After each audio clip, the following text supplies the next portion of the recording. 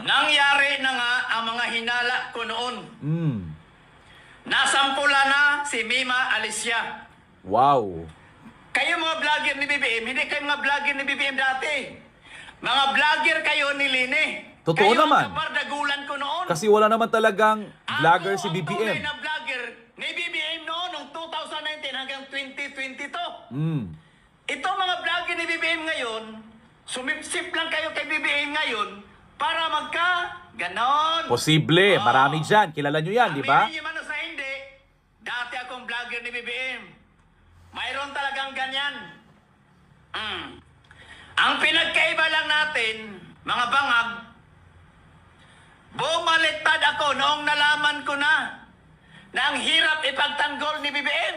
Dahil kitang-kita ang mga ebidensya, mga witness na nag-umpisa na siyang magganyan, mangurakot. 2022, umupo si BBM pagka-presidente. May video ako ipakita sa inyo mamaya. Patunayan kung gaano ako kadayard ni BBM noon.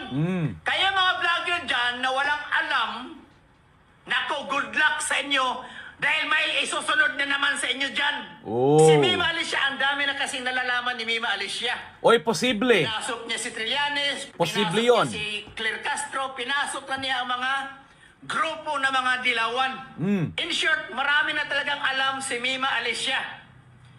Kung totoo yung convo nila na siyang humawak ng budget, patunay lang yan na si Mima Alicia ay may direct access sa pinaka-boss nila para sa hati-hatian nila sa suhol. Yes, posible. Ang pinagkaiba lang natin mga bangag vloggers, mas mautak ako. Dahil kayo kapag pumasok kayo dyan, hindi na kayo makakalabas ng buhay. Kaya noong 2022, bumaliktad na ako. Dahil ang mga nasa likod ni BBM, mga malaking sindikato dito sa ating bansa. Wow. Hindi lang sa ating bansa, kundi abroad. Sindikato ng droga. Sindikato ng online games. O, tingnan nyo ngayon. Sindikato ng smuggling. Lantaran nga yan, di ba? Kaya mga vloggers ni Bangag, mag-ingat kayo. Kaya ako kumala sa pagiging vlogger ni BBM kahit may ganyan dahil ayaw kong magmukhang tanga sa publiko.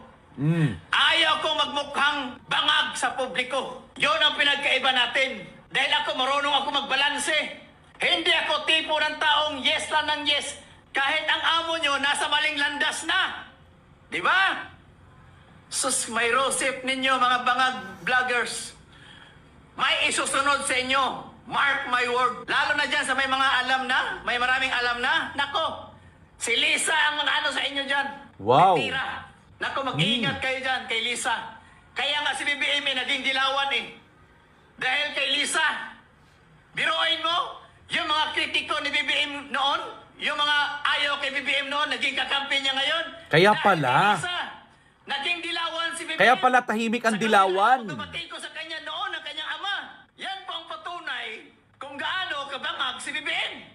So kayo mga vloggers dyan, manood kayo, ito ako noon, kung gaano ko kamahal si BBM noon, kung gaano ko na-obsess si BBM noon, BBM ng BBM ang bunganga ko, manood kayo. Mga kaungas, live tayo ngayon sa inaugurasyon ni BBM. Yes, tama! Yes! Ang talino talaga ng presidente natin, ang talino. Pinatuba siguro ito dahil mahilig mag-flex ng pera at mga sasakyan. Baka madamay pa mga boss niya sa pinapanggagawa niya.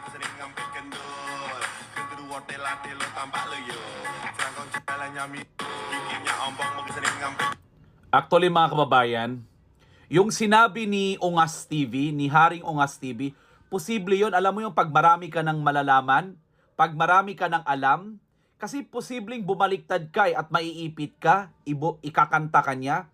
Tapos si Mima Alicia pa ang hilig mag-flex ng pera. So nakakatakot nga naman talaga 'yon na baka masilip siya, 'di ba? Uy, posible 'yun ha. Pero sana hindi totoo kasi nakakaawa naman, 'di ba? Nakakaawa naman yung mga supporters niya, lalong-lalo na yung mga vlogger na bayaran. Pero hindi posible 'yun ha. Hindi posible 'yon. Diyos ko po, ang daming mga vlogger ngayon nakakampi ng administrasyon na Tingnan nyo nga, dati walang vlogger talaga yan si BBM. Kasi halos lahat ng vlogger, lagi lang sinasabi na si diktador, corrupt, di ba? So ganun ang laging sinasabi ng mga vlogger dati. Diyos ko po.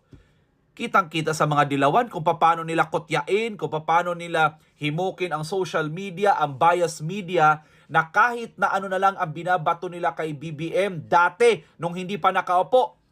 Pero what happened ngayon?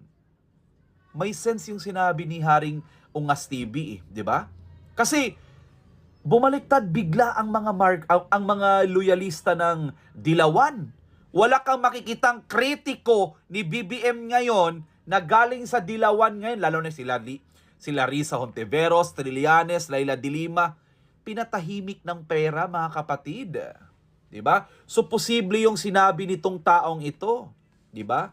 Pero yung pagkamatay ni Mima Alicia, hindi tayo sure doon ha. Pero pag marami ka ng nalalaman, abay, konting kambyo, mga kaibigan. Konting payo lang po, maghinay-hinay po at huwag ninyong ibenta ang inyong dangal at prinsipyo paan ng ating bayan. Tatandaan ninyo, ang magmamana ng Pilipinas pagdating ng araw ang inyong mga anak at kaapu-apuhan. Nakakahiya na maalala nila na ang kanilang nanay or ang kanilang ninuno naging bayaran kaya napatumba dahil binayaran at marami